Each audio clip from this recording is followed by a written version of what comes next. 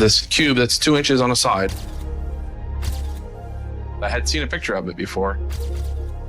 That was in the German nuclear reactor project. In Garmisch-Partenkirchen, children were playing with those uranium cubes. For nearly 80 years, one of the strangest relics of World War II has remained hidden in plain sight.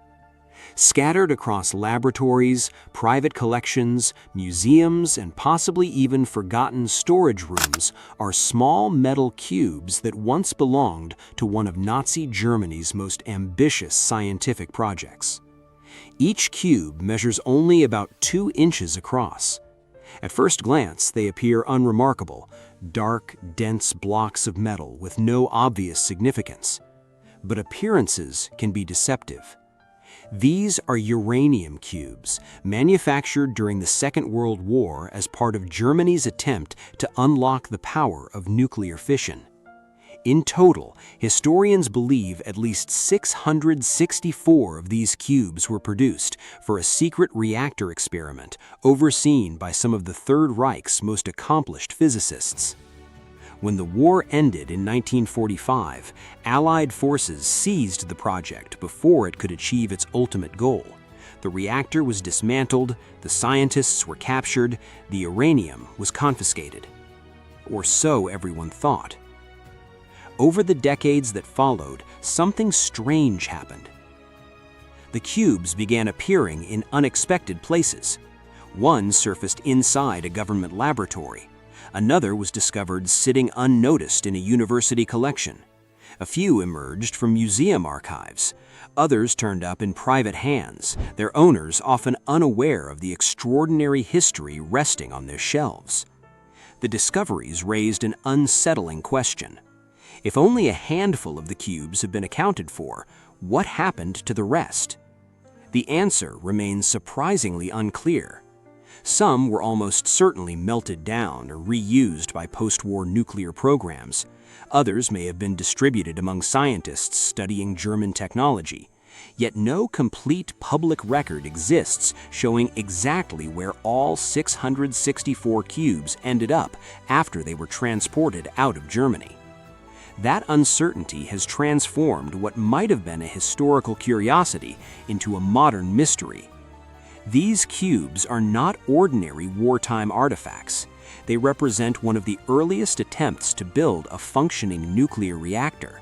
Long before the world learned the names Hiroshima and Nagasaki, long before mushroom clouds became symbols of the atomic age, these small blocks of uranium were part of a race that many feared Nazi Germany might win. The irony is difficult to ignore. The German nuclear project never produced an atomic bomb. It never even achieved a self-sustaining chain reaction. Yet, the fear that Hitler's scientists might succeed helped trigger one of the most significant scientific efforts in human history, the Manhattan Project.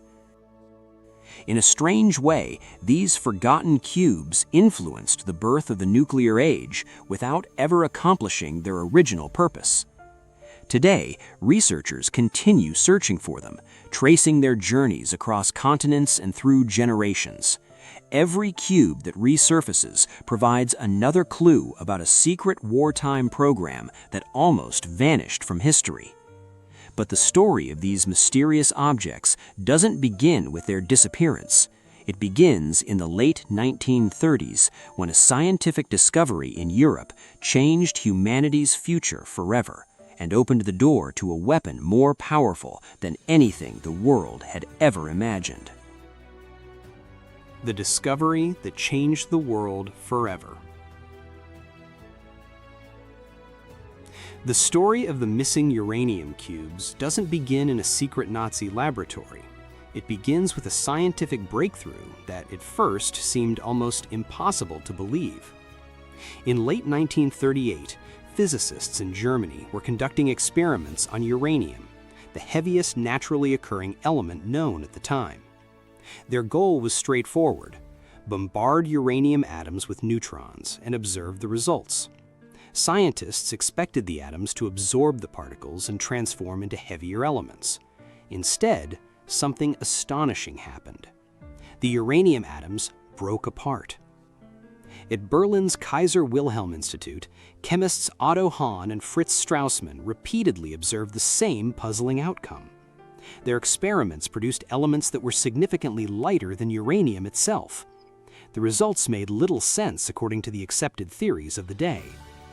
Confused by the findings, Hahn reached out to his former colleague, physicist Lise Meitner, who had recently escaped Nazi Germany because of her Jewish heritage. Living in exile in Sweden, Meitner carefully reviewed the data alongside her nephew, physicist Otto Frisch. Over the Christmas holiday of 1938, the two scientists arrived at a revolutionary conclusion. The uranium nucleus wasn't transforming into a heavier element. It was splitting. The process would soon become known as nuclear fission. Even more remarkable was what accompanied that split. When the nucleus broke apart, a tiny amount of mass disappeared. According to Albert Einstein's famous equation, E equals mc squared, that missing mass was converted directly into energy. The amount of energy released was enormous. For the first time, scientists understood that a chain reaction might be possible. If one atom split and released neutrons, those neutrons could strike other uranium atoms, causing them to split as well. The process could continue, multiplying rapidly and releasing unimaginable amounts of energy. Within months, laboratories around the world were rushing to verify the discovery. What they found confirmed their greatest expectations and their greatest fears. Nuclear fission was real, and if scientists could learn to control it, they could unlock a power source unlike anything humanity had ever possessed. But there was another possibility. If that chain reaction could be made fast enough, it might create a weapon unlike anything humanity had ever seen. The timing could not have been worse. Europe stood on the brink of war. Adolf Hitler had already expanded German territory through aggressive annexations. Across the continent, governments were preparing for conflict. The idea that Nazi Germany might gain access to an entirely new source of military power terrified many of the world's leading physicists. Among those most concerned was Hungarian scientist Leo Szilard. Years earlier, Szilard had already imagined the concept of a nuclear chain reaction. Now, seeing the discovery become reality, he understood its implications immediately. If Germany developed nuclear weapons first, the consequences could be catastrophic. Together with other refugee scientists who had fled Europe, Szilard began urging Western governments to take the threat seriously. Their warnings eventually reached one of the most famous scientists in history, Albert Einstein. Although Einstein was not directly involved in nuclear weapons research at the time, his name carried enormous influence. In August 1939, Einstein signed a letter addressed to American President Franklin Roosevelt. The message was simple but alarming. Germany possessed the scientific expertise to pursue uranium research. If Hitler's government succeeded before the Allies, it could gain a weapon capable of changing the outcome of the war. Roosevelt listened. The letter helped initiate a series of government investigations into uranium research, laying the foundation for what would later become the Manhattan Project. Meanwhile, similar concerns were spreading across Britain and other Allied nations. No one knew how close Germany might be to success. No one knew whether German scientists had already solved problems that others were still struggling to understand. And perhaps most importantly, no one wanted to find out too late. As the world descended into global war, nuclear physics transformed from an academic pursuit into a matter of national survival. Across Europe, scientists suddenly found themselves caught in a race unlike any in history. Some hoped to harness atomic energy for peaceful purposes. Others feared it would become the ultimate weapon. And inside Nazi Germany, a small group of physicists quietly began pursuing an ambitious goal that would eventually produce one of the most mysterious artifacts of World War II, the uranium cubes.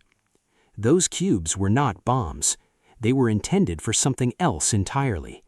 A machine that, if successful, might have changed the course of history. Hitler's secret reactor and the 664 uranium cubes. As Europe descended deeper into war, Germany's nuclear scientists found themselves working on a project that few people outside their inner circle even knew existed. Unlike the popular image of Nazi Germany racing directly toward an atomic bomb, the reality was more complicated. Before a bomb could be built, scientists first needed to understand how to sustain a controlled nuclear chain reaction.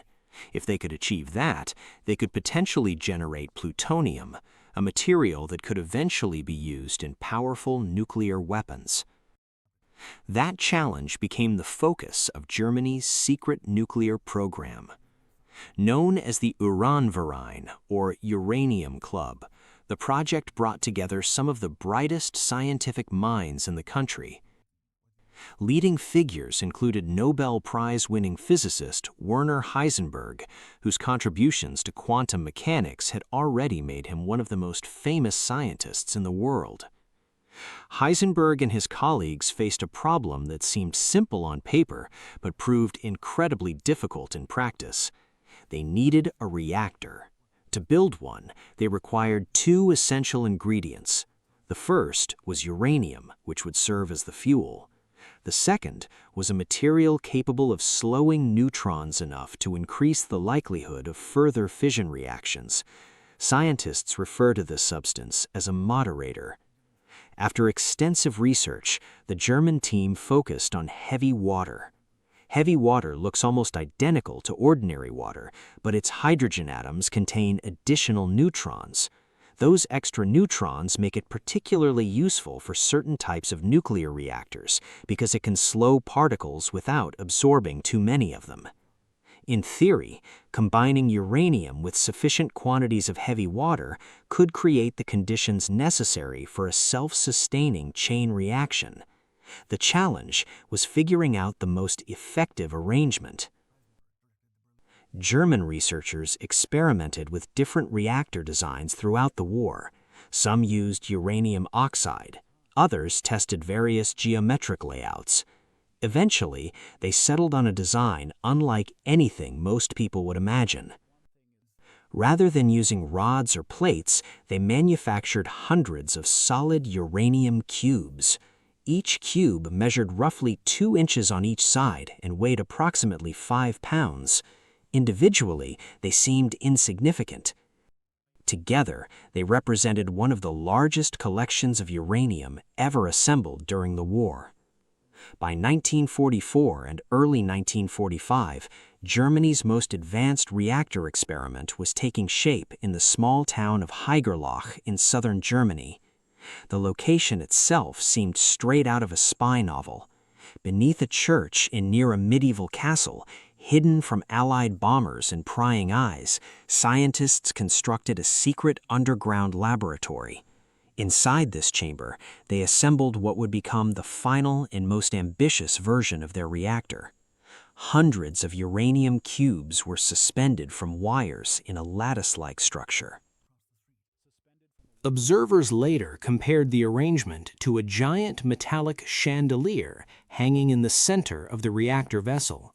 Around it sat heavy water, carefully positioned to moderate neutrons and encourage the chain reaction scientists desperately wanted to achieve.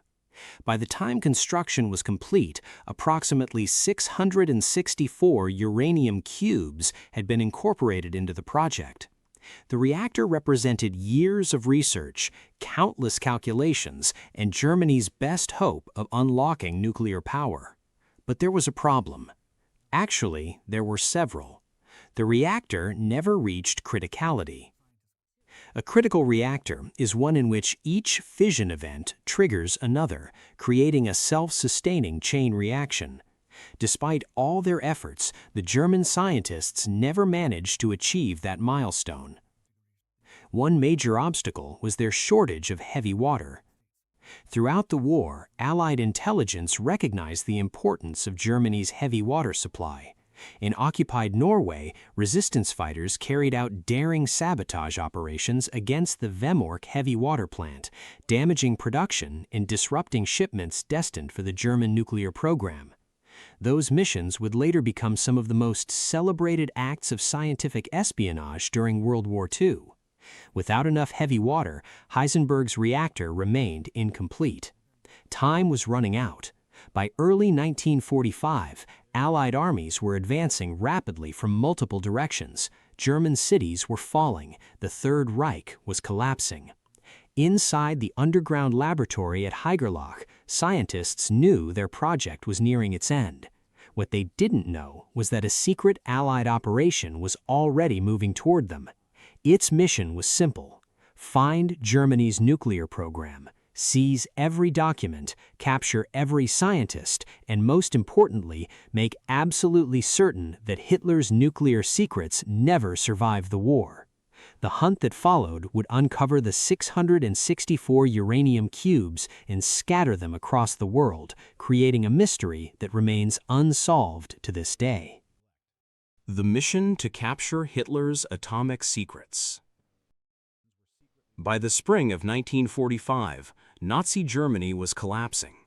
Cities lay in ruins.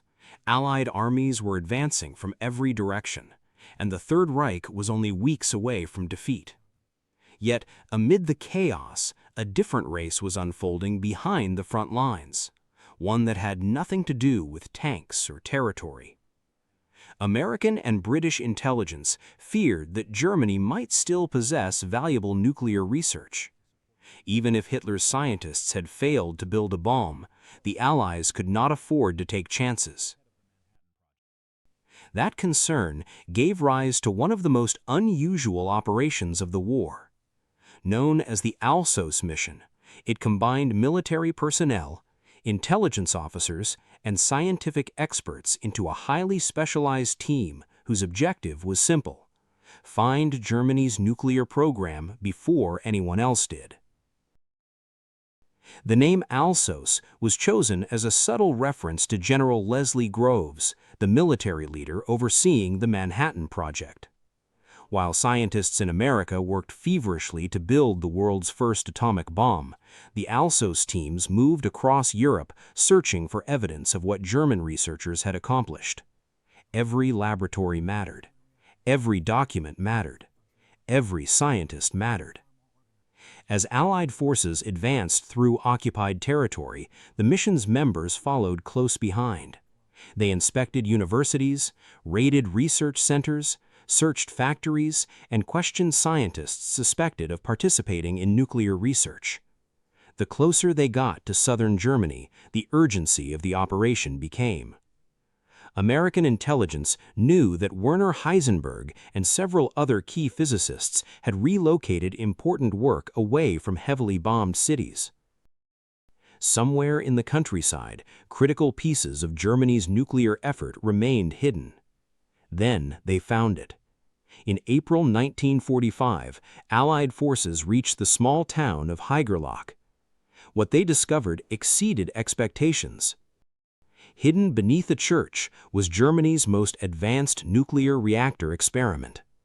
Inside the underground chamber hung hundreds of uranium cubes suspended by wires from a supporting framework.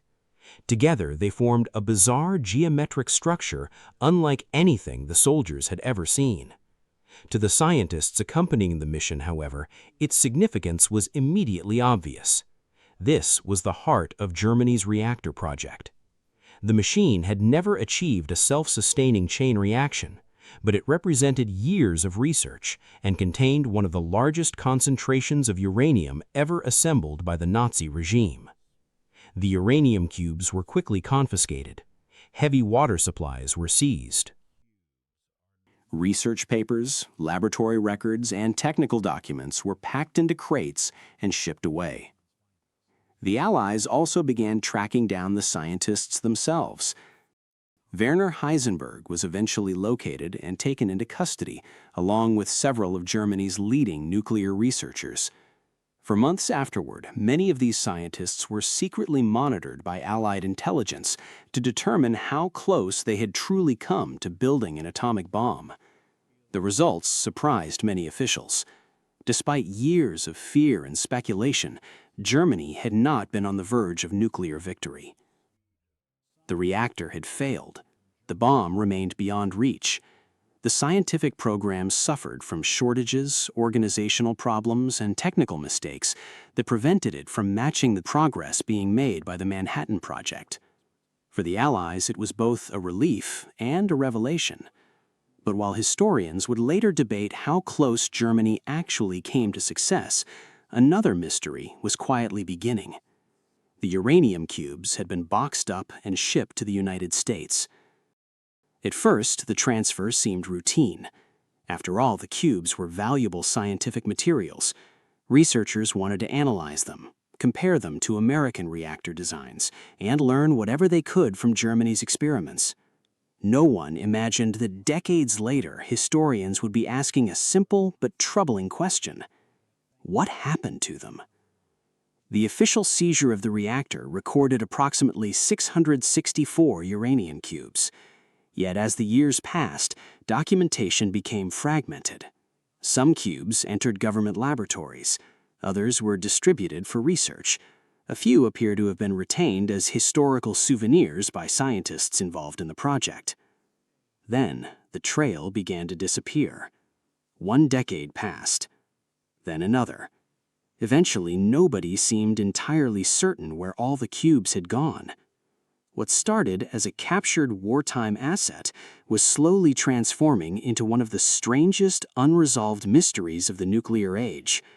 And when a handful of cubes unexpectedly began resurfacing decades later, researchers realized something alarming. Hundreds of them were still missing. The mystery of the missing uranium cubes. When Allied forces dismantled Germany's nuclear reactor in 1945, the operation appeared straightforward.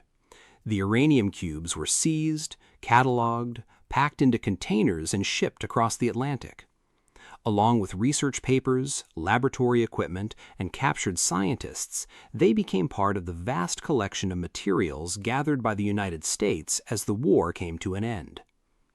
At the time, few people imagined that these small metal cubes would become the center of a mystery lasting nearly 80 years. Initially, the uranium was treated as a valuable scientific resource. American researchers were eager to examine every aspect of the German nuclear program. The cubes offered a rare opportunity to study the purity of the uranium, the manufacturing techniques used by German scientists, and the reactor design itself. Some cubes were undoubtedly used in research. Others may have been incorporated into various government programs connected to the rapidly expanding American nuclear industry. But somewhere along the way, record-keeping became surprisingly vague. There was no publicly available master inventory showing exactly where all 664 cubes ended up. As years turned into decades, their trail grew colder. Many historians believe some cubes were melted down and recycled into other nuclear projects. Others were likely distributed among laboratories conducting reactor research during the early years of the Cold War. Yet, even after accounting for those possibilities, a troubling question remained.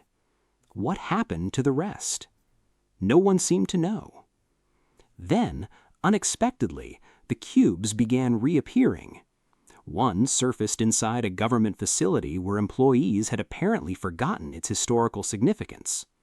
Another was discovered in a university collection, quietly sitting in storage for decades.